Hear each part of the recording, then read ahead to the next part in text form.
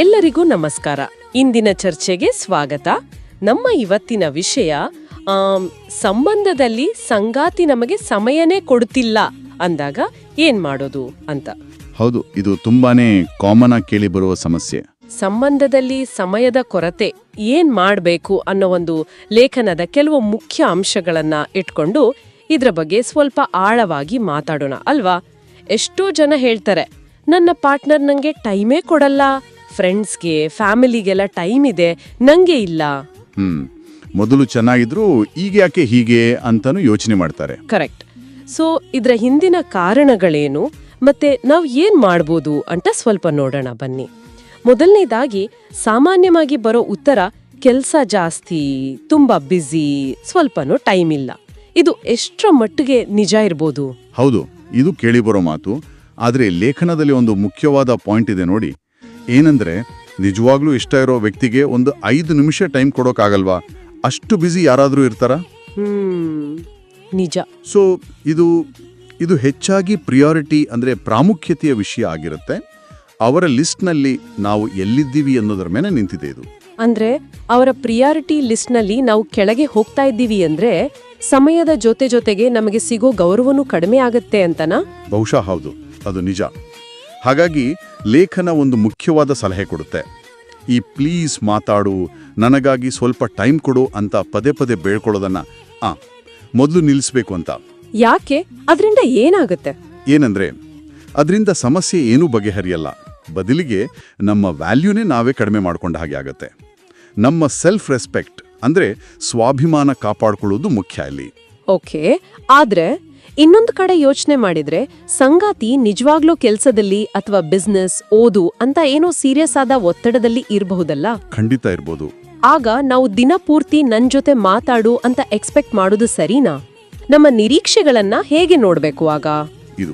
ಇದು ತುಂಬಾನೇ ಮುಖ್ಯವಾದ ಪ್ರಶ್ನೆ. ರಿಲೇಶನ್ಶಿಪ್ನಲ್ಲಿ ಇಬ್ಬರ ಪರಿಸ್ಥಿತಿಗಳು ಒಂದೇ ಇರಲ್ಲ ಅಲ್ವಾ? ಒಬ್ರು ಫ್ರೀ ಇರ್ಬೋದು, ಇನ್ನೊಬ್ರು ನಿಜವಾಗ್ಲೂ ಒತ್ತಡದಲ್ಲಿರ್ಬೋದು. ಆಗ ನಮ್ಮ ಎಕ್ಸ್ಪೆಕ್ಟೇಷನ್ಸ್ ಅಂದ್ರೆ ನಿರೀಕ್ಷೆಗಳು ರಿಯಲಿಸ್ಟಿಕ್ ಆಗಿದೆಯಾ ಅಂತ ನಾವೇ ಚೆಕ್ ಮಾಡ್ಕೋಬೇಕು. ಅದಕ್ಕೆ ಲೇಖನ ಒಂದು ಉಪಾಯ ಹೇಳುತ್ತೆ ನೋಡಿ. ನಾವೇ ನಮ್ಮನ್ನ ಬೇರೆ ಕೆಲಸಗಳಲ್ಲಿ, ಹವ್ಯಾಸಗಳಲ್ಲಿ ತೊಡಗಿಸ್ಕೊಳ್ಳೋದು, ನಮ್ಮನ್ನ ನಾವೇ ಬ್ಯುಸಿ ಮಾಡ್ಕೊಳ್ಳೋದು. ನಮ್ಮನ್ನ ನಾವೇ ಬ್ಯುಸಿ ಮಾಡ್ಕೊಳ್ಳೋದ್ರಿಂದ ಹೆಂಗೆ ಸಹಾಯ ಆಗುತ್ತೆ?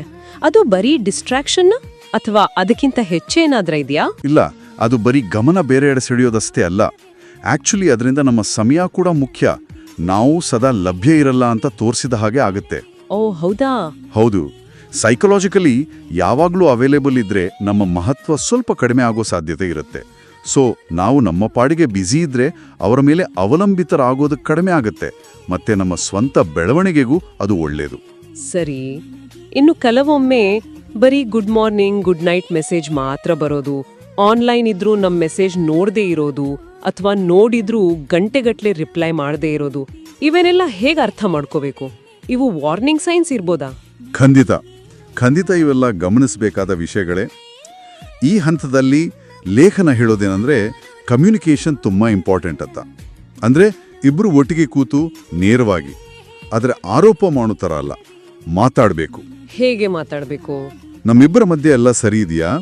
ನಿನ್ನ ನಡವಳಿಕೆಯಲ್ಲಿ ಸ್ವಲ್ಪ ಬದಲಾವಣೆ ಕಾಣ್ತಾ ಇದೆ, ಏನಾದರೂ ಪ್ರಾಬ್ಲಮ್ ಇದೆಯಾ ಅಥವಾ ನಾನೇನಾದರೂ ತಪ್ಪು ತಿಳ್ಕೊಂಡಿದ್ದೇನಾ ಅಂತ ಸೌಜನ್ಯದಿಂದ ಕೇಳೋದು.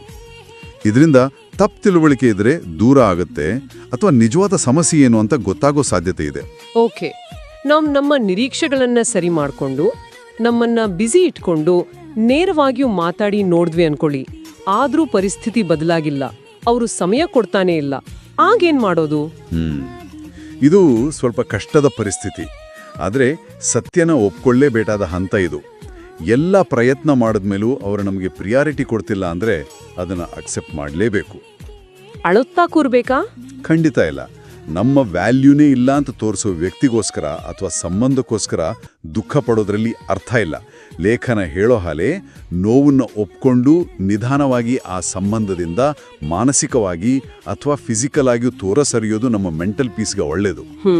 ಇದು ಸೋಲಲ್ಲ, ಇದು ವಾಸ್ತವನ ಒಪ್ಕೊಂಡು ನಮ್ಮನ್ನು ನಾವು ಗೌರವಿಸ್ಕೊಳ್ಳೋ ಒಂದು ಹೆಜ್ಜೆ ಅಷ್ಟೆ. ಹಾಗಾದ್ರೆ ಇವತ್ತಿನ ಈ ಚರ್ಚೆಯಿಂದ ನಾವು ಕಲಿತ ಮುಖ್ಯವಾದ ವಿಷಯಗಳು ಅಂದ್ರೆ, ಸಮಯ ಕೊಡೋದು ಅನ್ನೋದು ಪ್ರಿಯಾರಿಟಿಯ ಸಂಕೇತ. ಹೌದು. ಅದನ್ನ ಬೇಡಿಕೊಳ್ಳೋದ್ರಿಂದ ಲಾಭ ಇಲ್ಲ, ನಮ್ಮ ಸ್ವಾಭಿಮಾನ ಮುಖ್ಯ, ನಮ್ಮ ನಿರೀಕ್ಷೆಗಳನ್ನ ಒಮ್ಮೆ ನೋಡ್ಕೊಳ್ಬೇಕು. ಕರೆಕ್ಟ್. ನಮ್ಮನ್ನ ನಾವೇ ಬ್ಯುಸಿಯಾಗಿ ಇಟ್ಕೊಳ್ಳೋದು ಒಂದು ಪಾಸಿಟಿವ್ ಸ್ಟ್ರಾಟಜಿ ಆಗಬಹುದು. ಖಂಡಿತ. ಕೊನೆಗೆ ಕ್ಲಿಯರ್ ಆಗಿ ಮಾತಾಡೋದು ಅಥವಾ ಪರಿಸ್ಥಿತಿಯನ್ನ ಒಪ್ಪಿಕೊಂಡು ಮುಂದೆ ಹೋಗೋದು ಅನಿವಾರ್ಯ ಆಗಬಹುದು. ಹೌದು, ಎಲ್ಲವನ್ನೂ ಸಾರಾಂಶವಾಗಿ ಹೇಳಿದ್ರೆ ಇಲ್ಲಿ ಯೋಚನೆ ಮಾಡೋಕ್ಕೊಂದು ಕೊನೆ ವಿಷಯ ಇದೆ. ಏನು? ನಿರಂತರವಾಗಿ ಒಬ್ಬ ವ್ಯಕ್ತಿ ನಮ್ಮನ್ನ ಕಡೆಗಣಿಸ್ತಾ ಇದ್ರು, ನಾವು ಅದೇ ಸಂಬಂಧಕ್ಕೆ ಅಂಟುಕೊಂಡು ಇರೋಕೆ ರೆಡಿ ಇದ್ದೀವಿ ಅಂದ್ರೆ ಅದು ನಮ್ಮ ಸ್ವಂತ ಜೀವನದ ಪ್ರಯಾರಿಟಿಗಳ ಬಗ್ಗೆ, ನಮ್ಮ ಸೆಲ್ಫ್ ವರ್ತ್ ಬಗ್ಗೆ ಏನ್ ಹೇಳುತ್ತೆ? ಇದು ನಿಜಕ್ಕೂ ಯೋಚನೆ ಮಾಡಬೇಕಾದ ವಿಷಯವೇ ಸರಿ. ಹೌದು, ಇದು ಆತ್ಮಾವಲೋಕನಕ್ಕೆ ಒಂದು ಪ್ರಶ್ನೆ ಅಂತ ಹೇಳ್ಬೋದು.